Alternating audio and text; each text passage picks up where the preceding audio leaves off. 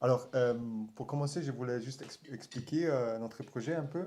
Je ne sais pas si c'est totalement clair ce que nous fait, mais nous deux, René et moi, on fait un projet. On est supporté de la Fondation franco-allemande pour faire cette vidéo projet et on fait des vidéoclips pour YouTube, notre channel, YouTube channel, et on visite des projets régénératifs et qui travaille avec la nature et pas contre la nature.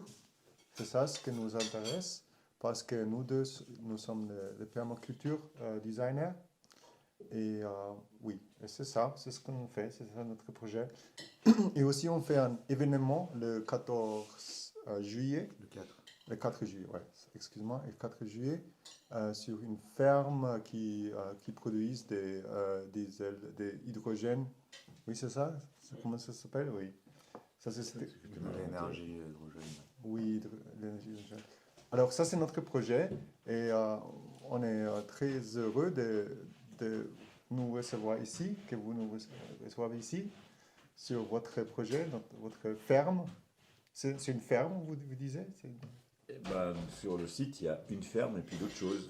Mais en tout cas, Oui, il y a une ferme. oui. Alors, il y a plusieurs projets ici. Il y a une association, il y a une ferme, vous avez des moutons. Hmm. Vous faites de la recherche aussi, comme j'ai compris? Alors sur le site, il y a eu une ferme qui... Mais Jo, tu pourrais venir discuter. Non, tu ne veux pas.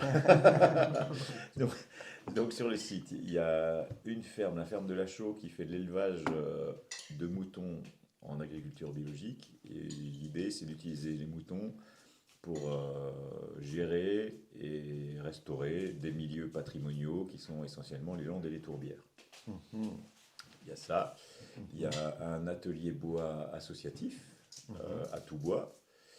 Il y a une association qui fait de la recherche en écologie, qui étudie l'impact des changements globaux sur la biodiversité, c'est le champ des possibles.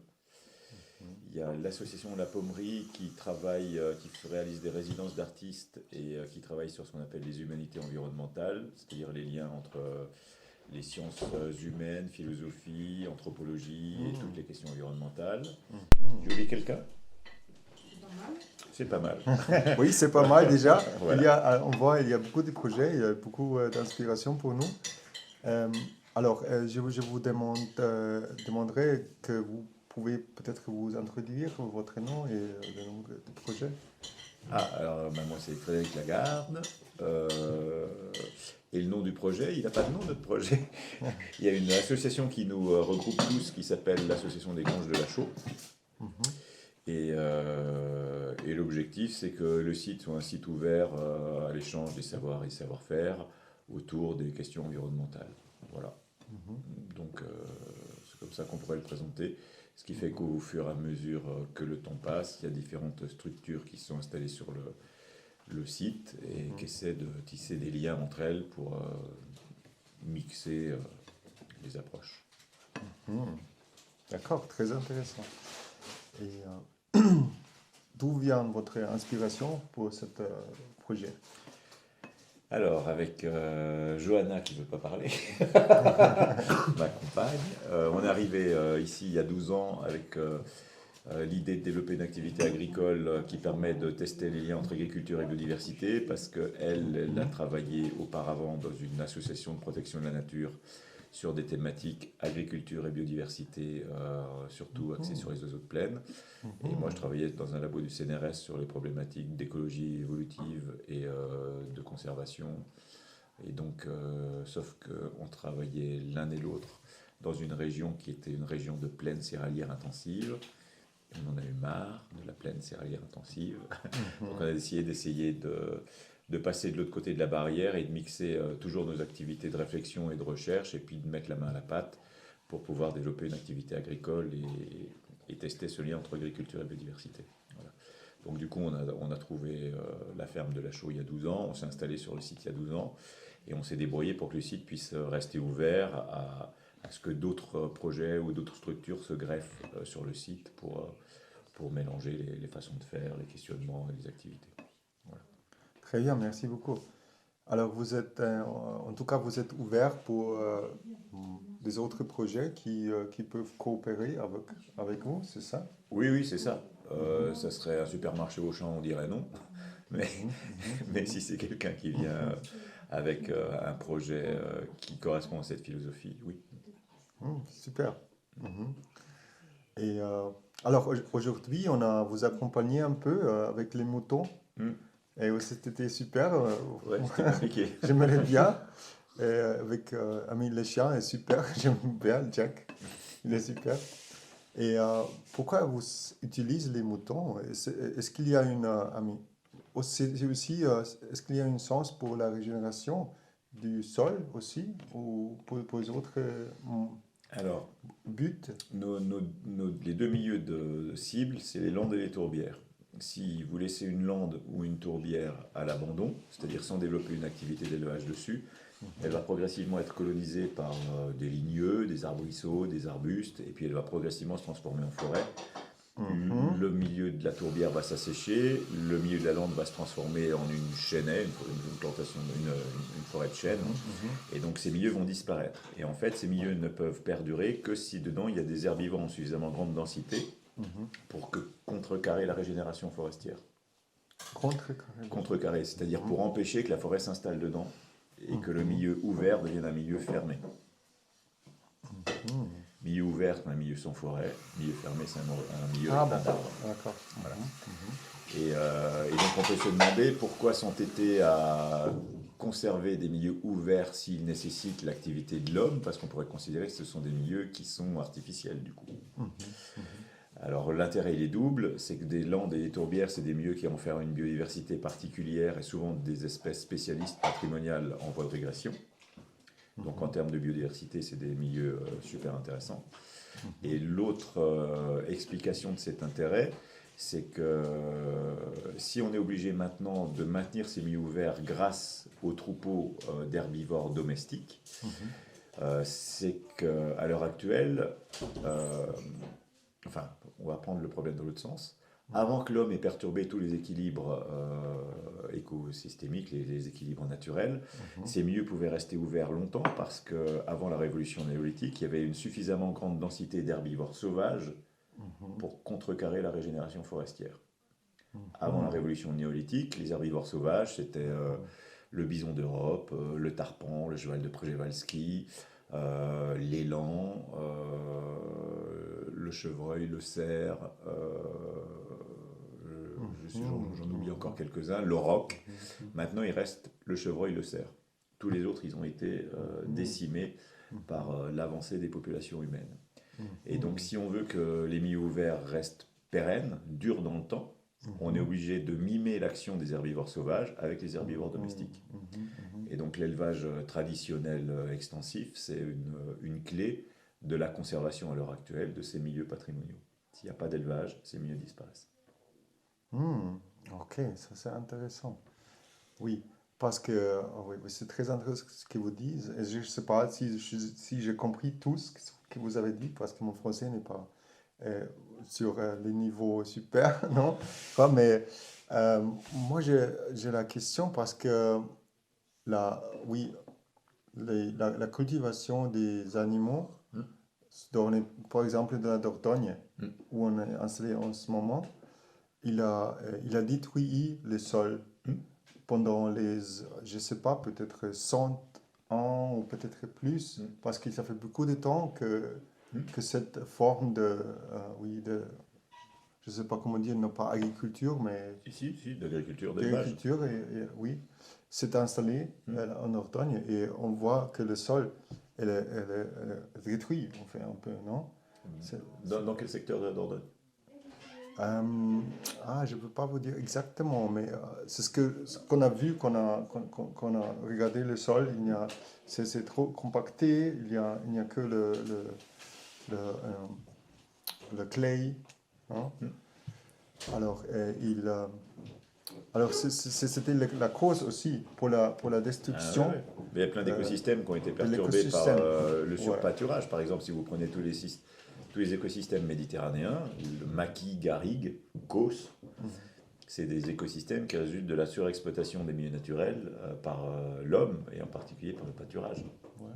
Donc ça a été des sources de dysfonctionnement majeurs, et depuis des milliers d'années, pour des problèmes de surdensité ou de surexploitation. Mais malgré ça, dans d'autres contextes, une certaine pression des herbivores est nécessaire pour que certains milieux se maintiennent.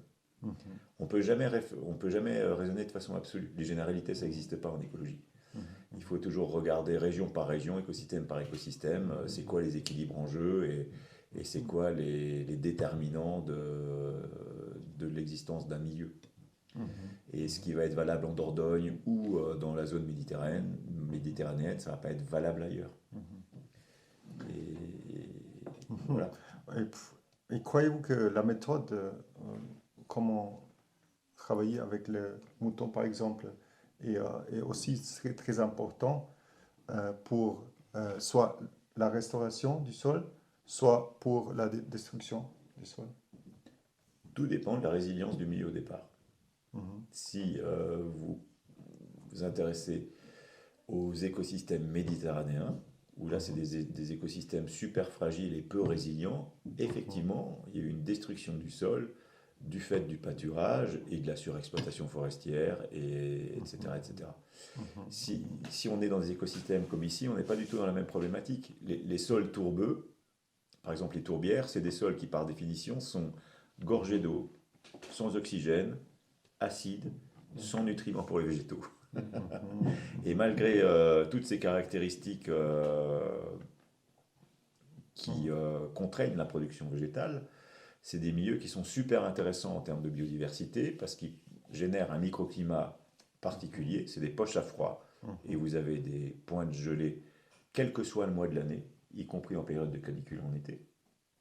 Il gèle dans les tourbières.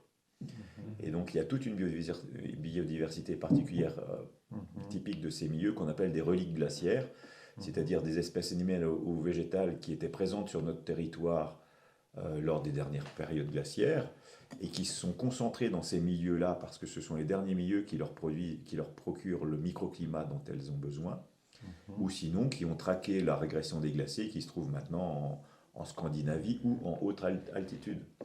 Donc les tourbières, c'est des milieux particuliers. Les landes, ici, c'est des milieux qui sont par définition sur des sols squelettiques, et pas forcément à cause du surpâturage, et puis qui sont oligotrophes, c'est-à-dire qui sont avec une faible quantité d'éléments minéraux disponibles pour la nutrition des végétaux. C'est des milieux pauvres par essence. Et malgré tout, même si c'est des milieux pauvres naturellement, ils sont porteurs d'une biodiversité particulière qui, pour être maintenue, nécessite que le milieu reste ouvert, et donc que la forêt ne s'y réinstalle pas. Alors ça ne veut pas dire qu'il faut qu'il y ait partout des milieux ouverts, c'est pas ça le truc. Et nous, quand on étudie ça au niveau de la région, on travaille justement à l'échelle des paysages, et on voit que il faut qu'il y ait un certain équilibre au sein d'une région entre milieux forestiers et milieux ouverts pour que les biodiversités caractéristiques des milieux forestiers et des milieux ouverts s'en sortent. S'il y a un déséquilibre en faveur de l'un ou de l'autre, bah forcément il y a un type de communauté ou une autre qui vont pâtir du déséquilibre. Et donc le plateau de Millevaches, il est intéressant par rapport à ça parce qu'au début du XXe siècle, il y avait 60% du territoire qui était couvert de landes. Il n'y avait quasiment pas de forêt. Les landes, c'est des milieux ouverts avec surtout des sous-arbrisseaux, des bruyères, des calunes, des ajoncs, voilà, vraiment. Voilà. Et 60% du territoire était couvert de landes et il n'y avait quasiment aucun espace forestier. Il n'y avait pas de forêt sur le plateau de Millevaches. Dans quelles années vous avez dit? Début du XXe siècle. Ah bon? Et ça résultait d'une surexploitation du milieu. Ça montrait déjà qu'il y avait un déséquilibre. Et maintenant, les landes qui servaient de parcours pour les bestiaux, c'est-à-dire de zones de pâturage, ont été abandonnées à cause de la déprise agricole. Et donc toutes ces zones de parcours abandonnées ont été soit utilisées pour de la plantation industrielle de résineux, soit ont été abandonnées et se sont faites recoloniser naturellement par de la forêt de feuillus, de chênes. Et à l'heure actuelle, le paysage en un siècle il a complètement changé. On est passé de 60% du territoire en lande à maintenant 60% du territoire en forêt. Mhm. Et dans ces forêts, il y a énormément de plantations de résineux monospécifiques, de sapins de Douglas, qui sont Mhm. exploités de façon industrielle, en coupe rase. Mhm. Mhm. Et donc là, on arrive dans un excès inverse. On est passé d'un milieu ouvert Mhm. à perte de vue qui témoignait d'une surexploitation du milieu par le pâturage, et maintenant on arrive à un Mhm. milieu super fermé qui témoigne Mhm. d'une surexploitation par Mhm. l'industrie forestière. Ça c'est très intéressant. Alors c'est très complexe en fait les changes qui sont passés depuis oui, début de ce siècle, Hmm. non? Parce que oui, ça se voit parce que l'exemple, on a aussi qu'on a travaillé euh, à Léomoture, on a pensé ah ça, c'est une forêt, mais c'est drôle cette sorte de forêt. Il est jeune, Hmm. mais il est aussi un peu comment dire, raveux, non, comment dire, je sais pas. Wild, kind of, in a way. Sauvage. Sauvage. Un peu sauvage aussi, non? Mais on voit que c'est pas une forêt qui est vieux, Hmm. non? Alors, oui, oui, je comprends ce que vous dites, ça fait totalement du sens. Mais oui, c'est ça. Je crois que ça montre aussi l'aspect que les dynamiques, Hmm. non, dans le processus de la nature Hmm. sont très complexes et difficiles pour nous. Si on interagit, l'interagit, Ouais, tu veux ouais, dire, ouais, ouais. avec la nature, c'est très difficile de dire que, que va aller le résultat qu'on reçoit, c'est ça? Ben, je ne sais pas Qu'est-ce si que c'est vous aussi pensez? compliqué que ça. À partir du moment où on considère qu'en Europe occidentale, Mhm, tous les paysages sont directement déterminés par ce que l'homme a décidé d'en faire. Les milieux naturels n'existent plus. Et mhm, donc la structure du paysage, elle dépend juste des équilibres entre les différentes activités humaines. mhm, Par exemple, ici, pourquoi on est mhm, passé d'un paysage ouvert à un paysage fermé, mhm, c'est juste parce que l'agriculture a disparu au profit de la foresterie. mhm, Donc c'est hyper simple. mhm. Mais Ok. par contre, Mhm, ça veut dire que quand on s'intéresse à la biodiversité, il mhm, faut avoir à l'esprit cet aspect historique, parce que la biodiversité, elle doit se débrouiller avec des paysages qui changent de façon brutale, mhm, juste à cause de la brutalité avec laquelle les sociétés humaines changent leur mode de fonctionnement. mhm, On n'est plus du tout dans des processus naturels. mhm. C'est très intéressant. Et pour les gens, les téléspectateurs qui ne savent pas qu'est-ce que c'est un lichen, pouvez-vous expliquer simplement qu'est-ce que c'est un lichen? Ben, lichen, c'est un organisme hybride qui consiste en l'association d'un champignon et d'une algue. Champignon, Et en fonction du type de champignon et de l'algue qui s'associent, ça va donner des lichens de morphologie différente. mhm, mhm, Voilà, donc c'est un organisme hybride, mais mhm, voilà, donc c'est une symbiose. mhm, Le champignon récupère les sucres fabriqués par l'algue par photosynthèse et lui donne en échange les sels minéraux qu'il arrive à capter dans l'environnement. mhm, mhm. D'accord, très intéressant. Et qu'est-ce qui vous intéresse sur le lichen? Alors nous, c'est pas tous les lichens qui nous intéressent. Nous, les lichens qui nous intéressent, Mhm, c'est des lichens qui sont justement caractéristiques des forêts de qualité, des mhm, forêts anciennes qui sont peu perturbées. Et on étudie un groupe de lichens qui s'appelle les Lobaria. C'est les plus gros lichens d'Europe, donc ils sont très faciles à reconnaître et identifier. mhm, Et sont caractéristiques de ce qu'on appelle la continuité forestière en écologie. La continuité forestière, c'est une notion qui indique une forêt qui est peu perturbée dans l'espace ou dans le temps mhm, par les activités humaines. mhm, Et comme je vous le disais, sur le plateau de Mille Vaches, si on remonte au début du XXe siècle, il n'y avait quasiment pas de forêt. mhm, Et pour autant, maintenant, ces lichens, on les trouve dans les espaces forestiers récents qui se développent sur le plateau. Donc la question qu'on peut se poser, c'est d'où ils viennent, puisqu'il n'y avait pas de forêt au début du XXe siècle. mhm, Donc il y a deux hypothèses qui sont proposées. L'hypothèse la plus classiquement admise, c'est qu'ils ont dû persister sur le plateau de Mille Vaches, sur les rares embryons de forêts anciennes qui peuvent exister. Il y en a très peu. C'était initialement 9% du territoire mhm, en forêt ancienne, pour lesquels maintenant il doit rester 6% des 9%, donc quasiment plus grand-chose. mhm, Et nous, l'hypothèse alternative qu'on formule, c'est qu'il y en avait peut-être qui se sont concentrés sur le plateau de Mille Vaches dans des zones refuges qui étaient constituées par les forêts anciennes, mais c'est tellement anecdotique qu'on pense qu'ils ont pu s'en sortir dans des milieux suboptimaux comme par exemple des arbres anciens isolés ou des linéaires d'arbres autour des parcelles agricoles qui faisaient des haies.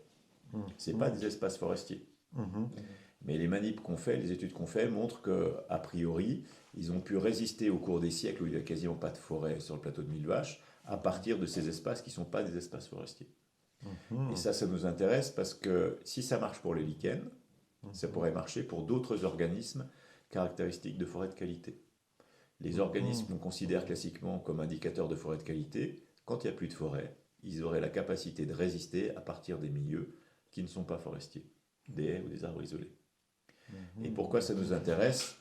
Parce qu'à l'heure actuelle, ces anciens arbres, ils sont passés à la moulinette, ils sont exploités, maintenant ils sont souvent englobés dans de la forêt récente. Et ces forêts récentes sont exploitées en coupe rase pour faire du bois énergie, du bois de chauffage, des plaquettes, etc. Et quand ces parcelles sont coupées, les arbres anciens qui s'y trouvent englobés sont aussi exploités de façon indifférenciée. Et en faisant ça, en fait, on détruit les réservoirs de biodiversité ou les zones refuges à partir desquelles les espèces typiques de forêt de qualité sont en train de recoloniser les espaces forestiers récents. Donc l'intérêt, c'est de travailler là-dessus, d'identifier ces zones refuges pour imaginer potentiellement par la suite des moyens pour les mettre en protection et éviter qu'ils soient exploités de façon irréfléchie. Voilà. Cool. Et du coup, comme c'est des lichens qui sont très faciles à identifier, les données qui nous permettent de travailler là-dessus, on les fait avec un système de sciences participatives. C'est-à-dire que c'est les gens du territoire qui récoltent les données de localisation et qui nous permettent, nous, derrière, de construire les modèles pour comprendre ce qui se passe et pour identifier les zones intéressantes sur le plateau. Voilà. Alors j'ai une question. Euh, euh, Est-ce qu'on peut dire quand il y a des species, comment dire? Les espèces, ouais. Des espèces très spécialisées, que c'est un indicateur pour une grande biodiversité, C'est indicateur de la qualité des milieux. de la qualité de milieu. Mais pas de la biodiversité. C'est ce que je disais tout à l'heure. Tu peux avoir un milieu super perturbé qui a beaucoup d'espèces généralistes. Le nombre d'espèces sera peut-être identique qu'un milieu de qualité qui aura beaucoup d'espèces spécialistes. Mais en termes de nombre d'espèces, ça va être pareil. Alors je vais prendre un autre exemple. Il y a une étude qui a été faite sur toute la planète qui s'est amusée à mesurer partout, localement, la biodiversité végétale, en espèces végétales. Et ce qui ressort de cette étude, un résultat un peu paradoxal, c'est que localement, la biodiversité végétale augmente. Par contre, quand on regarde pourquoi elle augmente, c'est qu'elle augmente parce qu'elle est de plus en plus constituée d'espèces généralistes. Et les espèces spécialistes, elles disparaissent. Ce qui fait qu'on peut avoir une augmentation locale de la biodiversité, mais qui recouvre en fait une diminution globale de la biodiversité. Parce que les espèces généralistes que tu vas trouver ici, ça va être les mêmes que celles que tu vas trouver là, puisqu'elles sont généralistes. Par contre, les spécialistes qui étaient là, elles ont disparu, et donc la biodiversité globale diminue. Par contre, la biodiversité locale augmente. Et le problème, c'est ça. Un nombre d'espèces, ça ne veut rien dire. Il faut regarder les caractéristiques écologiques des espèces. Ça, c'est intéressant. Aussi pour les indicateurs, pour la restauration, Ah ouais? ça, c'est pas si simple. Parce que parfois, on peut compter les nombres des plants C'est pas bon. dans une espèce. Non, c'est nul. Hein? Et c'est ça, oui, c'est pas un indicateur Non, pas qui du est tout. vraiment. Non. Nous, quand on fait nos manips, nous, on étudie l'impact des changements globaux sur la biodiversité. Donc, on échantillonne des communautés animales. Et pour pouvoir choper de l'information, il faut connaître suffisamment les communautés animales pour savoir parmi les espèces qu'on a échantillonnées, quelles sont celles qui sont généralistes et quelles sont celles qui sont spécialistes. Et là, on va avoir de l'info. Si cette connaissance, on ne l'a pas, les résultats, ils ne veulent rien dire. On peut leur faire dire tout ce qu'on veut. Alors, c'était conclusion vraie, pas vraie, si on disait alors la biodiversité augmente, non? La biodiversité locale augmente, Ouais. et c'est bon. Non. En vrai, c'est pas vrai, non? De Non. dire ça. Non. Alors, c'est pas un indicateur qui nous donne des informations sur la biodiversité globale, c'est ça. Eh Non. ben, si ta biodiversité locale augmente, peut-être que la biodiversité globale diminue. Mhm, Mais si la biodiversité locale augmente, il faut toi que tu saches, c'est quoi ces espèces? mhm, mhm, Parmi ces espèces, est-ce que c'est que des espèces banales qu'on va retrouver sur toute la planète? mhm, mhm, Ou est-ce que dedans, il y a des contingents d'espèces qui sont spécifiquement associés à des conditions environnementales très particulières? mhm, Donc il faut rentrer dans l'intimité des espèces pour mhm, connaître leur sensibilité. mhm. Si on n'a pas cette info, on peut rien faire. D'accord. Super, merci. Ça, c'est très intéressant, je crois, non? Cette information. Aussi pour la restauration et tous les projets qui font la restauration, qui font des indicateurs pour la restauration, ça, c'est une information très importante, je crois. Et aussi pour la permaculture, non? Mhm. Oui, oui, oui. Ouais. Ouais, c'est ça. Alors, une autre question et après, on peut finir bientôt avec les questions, mais une question totalement différente. Peut-être que je voulais vous demander, alors, qu'est-ce qu'est votre vision pour la future? On a combien de temps? Notre vision pour le futur. Utch. Notre vision c'est quoi? D'un point de vue utopique, réaliste? Comme vous voulez. Notre vision pour le futur. Ça Par dépend sur exemple, quel pour pas- votre projet ici. Ah, pour notre projet ici. Oui. Ouf. Pour notre projet ici, comment on pourrait résumer le truc? C'est pas forcément bien intéressant parce que ce à quoi on est confronté comme problème, c'est des problèmes basiques de survie du site, c'est-à-dire la nécessité de restaurer le site pour pouvoir permettre aux différentes activités de s'y développer. Mhm, Donc ça n'a pas un intérêt tellement fondamental. mhm, mhm, Mais en tout cas, c'est là-dedans qu'on baigne pour essayer de s'en sortir. mhm. Après, sur ce dont on a parlé, ma vision de l'avenir. Ça dépend quel temps on a. Ma vision de l'avenir, on est tous d'accord qu'on est dans une crise écologique majeure. Cette crise écologique, pour moi, je l'attribue au fait qu'on est dans un mode de fonctionnement de société qui fait qu'on est complètement déconnecté du monde qui nous fait vivre. Mhm. Mhm, Alors, on est dans une ontologie naturaliste, je ne sais pas si vous connaissez ce genre de truc, mhm, et du coup, c'est un non-sens complet. Et donc, ma vision de l'avenir, c'est qu'il est nécessaire qu'on change d'ontologie. Mais alors là, c'est un peu compliqué de changer d'ontologie. Après, il y a des prémices qui montrent qu'on est dans une phase de transition. Et si on arrive à changer d'ontologie, alors on aura peut-être plus de facilité à s'approprier les problèmes environnementaux et les traiter.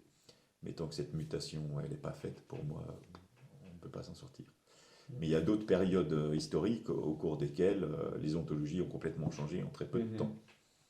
Entre la période de la Renaissance et la période de l'âge classique, on est passé d'une ontologie à une autre. On est passé au naturalisme alors qu'avant on était dans autre chose. Donc en très peu de temps, il y a des moments où ça peut complètement se bouleverser et changer les rapports qu'on a au monde et la façon dont on s'y comporte.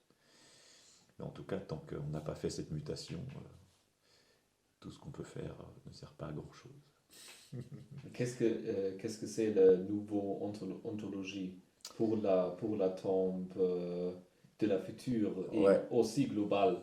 Alors, c'est rigolo parce que euh, ce vers quoi on a tendance, enfin, à mon avis, on commence à dériver, c'est dû à plein de questionnements de philosophes, de gens qui font des sciences humaines, mais aussi des sciences biologiques. Par exemple, nous, dans l'ontologie naturaliste, on considère qu'on a une identité, là, une identité dans les physicalités entre l'humain et les non-humains. Vous me suivez? Ok. Euh, dans l'ontologie naturaliste, on considère que tout ce qui considère tout ce qui, ouais, tout ce qui est relatif à notre corps et à notre matière, on le partage avec tous les autres êtres vivants. Ouais. Par contre, on considère qu'il y a une différence fondamentale entre notre esprit et celui des autres êtres vivants. Ok? Ouais. Et c'est pour ça qu'on considère que l'homme est au-dessus de la nature, qui peut l'exploiter, la servir, la gérer, etc., etc. Par contre, les sciences comportementales, à l'heure actuelle, montrent que cette séparation nette qui nous habite depuis des siècles entre notre esprit et celui des autres êtres vivants, c'est pas aussi robuste que ça. Et on considère de plus en plus que les animaux sont doués de conscience, peut-être d'une autre forme que nous, mais en tout cas, ils sont doués de conscience. Et à partir du moment où on considère ça, on n'a pas forcément de différence majeure entre l'intériorité humaine et l'intériorité des non-humains. Donc on sort du naturalisme. Et si on sort du naturalisme, ça peut changer notre rapport au monde et le fait de considérer que les non-humains qui nous entourent, c'est des voisins avec lesquels il faut composer. Quand on est dans un immeuble, il faut composer avec ses voisins pour vivre. Pour l'instant, dans l'ontologie naturaliste, on ne considère pas que les êtres vivants autres qu'humains soient nos voisins parce qu'on les extériorise. Ils sont ailleurs. On ne les voit même pas. Alors que si ce rapport y change, ça peut peut-être changer la donne. On peut peut-être se mettre à faire attention à eux comme on fait attention à nos voisins de palier. Tout simplement. Et ça pourrait changer la donne. C'est là-dedans que j'aurais tendance à mettre mes espoirs. Voilà. Super. Ouais. Merci. Merci. Et la dernière question, peut-être que c'était déjà la dernière question, mais si vous voulez, s'il y a quelque chose que vous voulez partager avec notre audience, si c'est quelque chose que vous voulez dire. Partagez, ouvrez vos fenêtres à 5h du matin et écoutez le chant des oiseaux. Voilà. Là, on comprend qu'il y a plein de voisins autour de nous. Ah oui. Alors, merci beaucoup pour l'interview et de nous recevoir ici, Merci à vous. chez vous. Et à bientôt. À bientôt. Super.